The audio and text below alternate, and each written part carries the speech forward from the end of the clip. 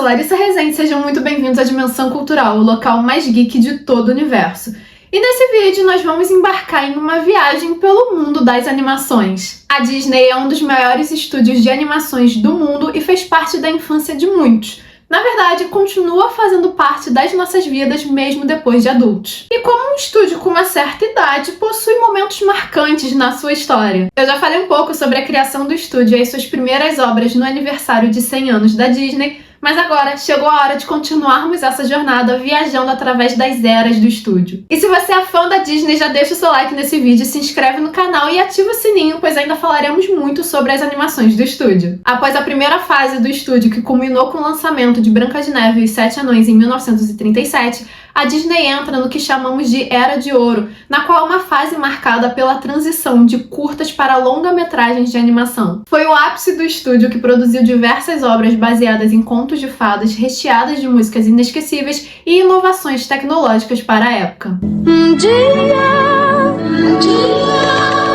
eu serei feliz. Branca de Neve foi um sucesso imediato de público e de crítica e arrecadou mais de 8 milhões de dólares na época, o que dá mais ou menos 100 milhões ajustando para os dias atuais. Utilizando os lucros de Branca de Neve, a empresa construiu um novo complexo de estúdios de 51 acres em Burbank, na Califórnia, para onde a empresa se mudou totalmente em 1940 e que está sediada até hoje. No mesmo ano, a Disney Productions fez uma oferta pública inicial, abrindo assim a empresa para investidores, com as ações ordinárias permanecendo com Disney e sua família. Walt Disney não queria abrir o capital, mas a empresa precisava de dinheiro para as suas produções mais ambiciosas, já que Disney, mesmo produzindo muitos curtas, queria focar em longa-metragens de animação. Pouco antes do lançamento de Branca de Neve, começaram os trabalhos para os próximos filmes da empresa, Pinóquio e Bambi. Em setembro de 1937, o animador Norman Ferguson apresentou ao Disney a versão traduzida do romance italiano de Carlo Collodi, As Aventuras de Pinóquio, de 1883. Depois de ler o livro, o Walt Disney ficou super entusiasmado com o projeto. Então contratou a artista de storyboard Bianca Majoli para escrever o primeiro esboço do projeto.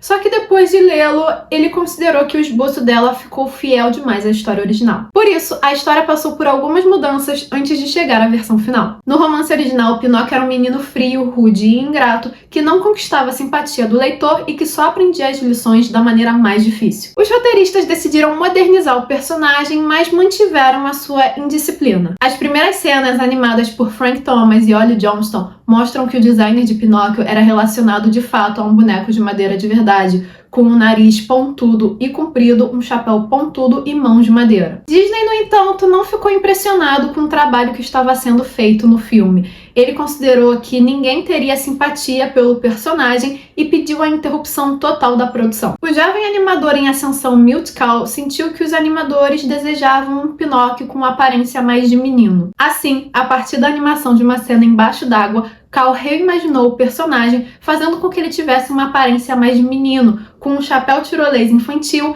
e mãos padrão de 4 dedos referente aos personagens de desenho animado. As únicas partes de Pinóquio que ainda se pareciam com um boneco de madeira seriam os seus braços, pernas e o seu pequeno nariz. Disney acolheu a cena de Kahl e incentivou os roteiristas a desenvolverem em Pinóquio uma personalidade mais inocente, ingênua e até mesmo recatada. No entanto, ele descobriu que o seu novo Pinóquio era muito indefeso e facilmente influenciado por personagens enganosos. Portanto, Disney e a sua equipe de história criaram o personagem do Grilo Falante. Grilo é meu nome. Pinóquio foi lançado em fevereiro de 1940 e, apesar de ter sido aclamado pela crítica e de todo o seu reconhecimento, já que ganhou o Oscar de melhor canção e melhor trilha sonora, o filme não teve um bom desempenho nas bilheterias, justamente por causa da Segunda Guerra Mundial, que vai afetar também a bilheteria internacional da produção. O retorno de bilheteria do lançamento do filme ficou abaixo do sucesso de Branca de Neve e os Sete Anões e abaixo da expectativa do próprio estúdio. Do custo de 2,6 milhões de dólares do filme, a Disney conseguiu recuperar apenas 1 milhão no final de 1940, com relatos do estúdio sobre a arrecadação final variando entre 1,4 e 1,9 milhão. Eu vou indo pra escola. Isso mesmo. Pinóquio deveria ser o terceiro filme do estúdio, sendo produzido após Bambi, mas diante das dificuldades em produzir Bambi, como é o caso de adaptar a história e também animar os animais de uma forma mais realista, a Disney decidiu prosseguir com Pinóquio enquanto Bambi seria adiado. Mas Bambi também não foi o terceiro filme do estúdio. O terceiro longa da empresa foi Fantasia, também lançado em 1940 e que introduziu inovações revolucionárias na tecnologia cinematográfica. Principalmente o Fantasound, um dos primeiros sistemas de som surround, tornando-se assim o primeiro filme a ser exibido em estéreo. A Disney definiu o conceito do filme em 1938, quando o trabalho em O Aprendiz de Feiticeiro estava quase concluído. Originalmente, o desenho foi elaborado para Silly Symphony, uma série de animações sem continuidade que foi planejado para o retorno de Mickey Mouse, que havia perdido a sua popularidade ao longo dos anos. Como os custos de produção ultrapassaram o que o curta deveria ter, a Disney decidiu incluí-lo em um longa-metragem com múltiplos segmentos com peças clássicas. Embora aclamado pela crítica, o filme também teve uma baixa bilheteria devido à Segunda Guerra Mundial, que interrompeu a distribuição para o mercado europeu, aos altos custos de produção e também ao alto custo de desenvolvimento do equipamento de Fantasound. Além disso, em 1941, a empresa sofreu um grande obstáculo quando 300 dos seus 800 funcionários entraram em greve por 5 semanas por sindicalização e aumento de salário. Walt Disney acusou publicamente os grevistas de serem cúmplices numa conspiração comunista e demitiu muitos deles, incluindo alguns dos melhores do estúdio. Seu irmão Roy tentou sem sucesso persuadir os distribuidores da empresa a investir no estúdio, já que a Disney não tinha mais condição de compensar os custos de produção com demissões de funcionários. Como resultado da greve, mediadores federais obrigaram o estúdio a reconhecer a Screen Cartoonist Guild e vários animadores saíram, deixando-o com 694 funcionários. Para se recuperar das perdas financeiras, a Disney apressou a produção do seu quarto longa-metragem, Dumbo, em 1941, com orçamento reduzido. Produzido para recuperar as perdas financeiras de Pinóquio e Fantasia, Dumbo foi à busca por simplicidade e economia. Com 64 minutos, é um dos filmes de animação mais curtos do estúdio. Dumbo foi aclamado pela crítica por sua história, humor, visual e música e ganhou o Oscar de melhor trilha sonora em musical. O filme teve um bom desempenho de bilheteria, gerando um lucro de $850 mil, injetando no estúdio o dinheiro que ele tanto precisava. Em agosto de 1942, a Disney lançou seu quinto longa-metragem, Bambi, depois de 5 anos de desenvolvimento.